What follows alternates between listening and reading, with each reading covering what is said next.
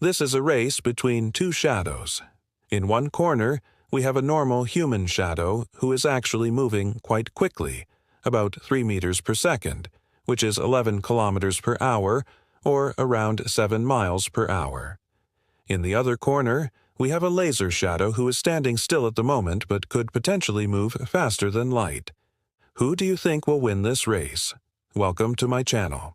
Today, we are going to talk about the fact that sometimes shadows can move faster than light, which is just not physically possible, but also kind of is. Let's start with our normal human shadow. This is my shadow. I drew it in Adobe Illustrator, so it's vector-based, which means it will scale infinitely without losing any quality.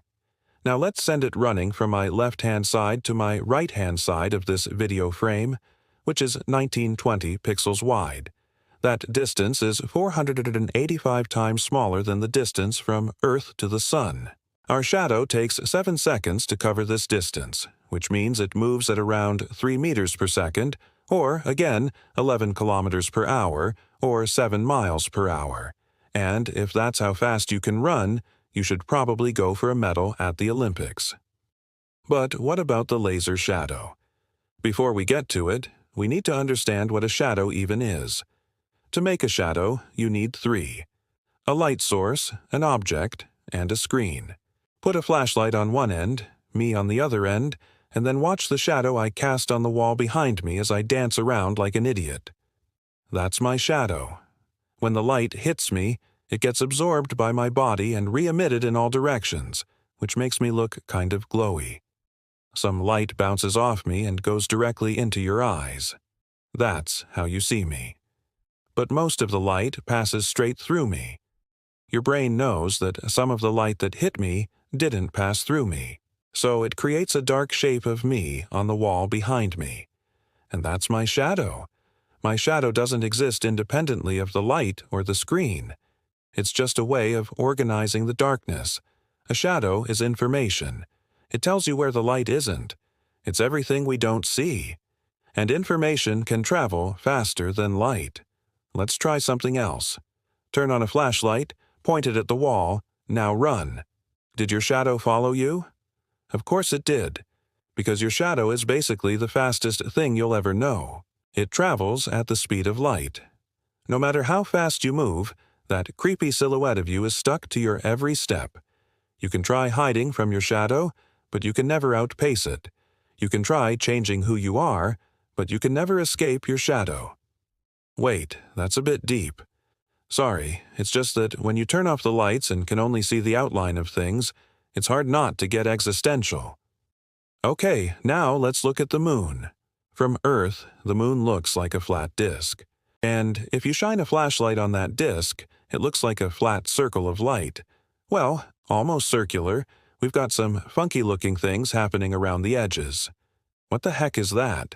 That's a real photograph of the moon taken by NASA's Lunar Reconnaissance Orbiter. And it shows that the moon has mountains and valleys and craters and all sorts of weird topography on its surface. So, if you want your flashlight to accurately represent the uneven landscape of the moon, you'd have to use a really bright flashlight with an extremely precise beam that you can control down to the microscopic level. But you don't have that, do you? So instead, the flashlight looks like a dot of light. And when you shine it on the moon reflects that light back to us in pretty much the exact same direction it came from, which makes sense because the topography of the moon is so lumpy. Light rays bounce off different parts of the moon and converge to our eyes. And now we have our first piece of good news today.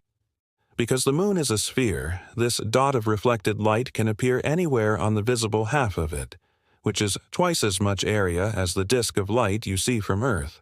Twice as much area means twice as many places to hide, which means there's twice as many chances for you to avoid your shadow, which means you might be able to escape your past after all.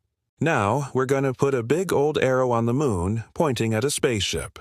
Okay, good. Now let's swing that spaceship from left to right across the face of the moon. There's 2 important things you need to know about this spaceship. First, it's very far away.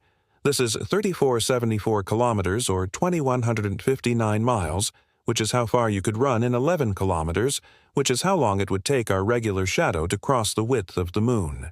Second, this spaceship is massive. It's 120 meters long, which is the longest I've ever been without seeing another person for more than a few hours. As we swing this spaceship left to right across the face of the moon, the light from the sun illuminates different parts of it. Each point on the moon reflects the light back to us, and we see it as a point of light. For simplicity's sake, let's pretend each point on the moon reflects light exactly equally.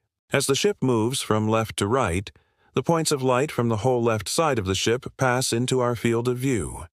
All those points of light come together and make one giant point of light on the sky. And since we know the size and position of the ship, we know that point of light must be the same distance away from us as the ship is. And since we know how far away the moon is, we know that giant point of light is actually 765,000 kilometers from us, which is 475,000 miles. Now let's pretend that giant point of light is our new shadow. Remember, for a shadow to exist, you need a light source, an object, and a screen. We've got the light source covered. We've got the object covered. The screen is everything we don't see. Everything we don't see on the moon is reflected sunlight. Reflected sunlight is what makes the moon visible in the first place. So the only way for our shadow to exist is if the reflected light on the moon was somehow turned off while the rest of the sky was still bright.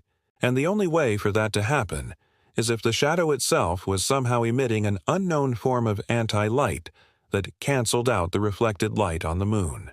This is obviously impossible. Shadows can't emit anything. They don't have any energy. They are literally the absence of energy. But this is fun. So let's pretend it's possible. Our giant shadow leaves Earth and begins hurtling toward the moon at the speed of light. This is basically the plot of every sci-fi movie ever made. Let's call our character Sam. Sam has a girlfriend back home, a mysterious past he's running from, and a great big heart. Sam's shadow also has a name. I haven't decided on it yet. I'll think of something. Anyway, his shadow has a big heart too. He's always following Sam, trying to make him feel better about himself. He tries to be a good influence on Sam, but he can't help but be a little creepy sometimes.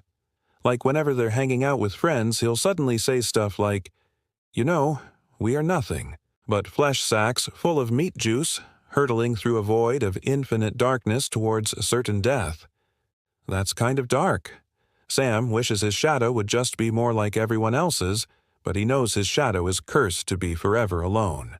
Sam and Shadow arrive at the moon, and it's not what they expected. On the way, they read online that the moon is dead. It doesn't have any atmosphere, so there's no wind to carry sound. There's no liquid water, so there's no rain or snow. There's no living things, so there's nobody to hear their screams. The silence is deafening. Sam's shadow just stands there silently, contemplating the abyss. Sam feels a sudden urge to turn around and go home, but it's too late. His shadow has already started disappearing. Turns out shadows don't exist in space. And just like that, Sam is truly alone. If you enjoyed this video, please subscribe.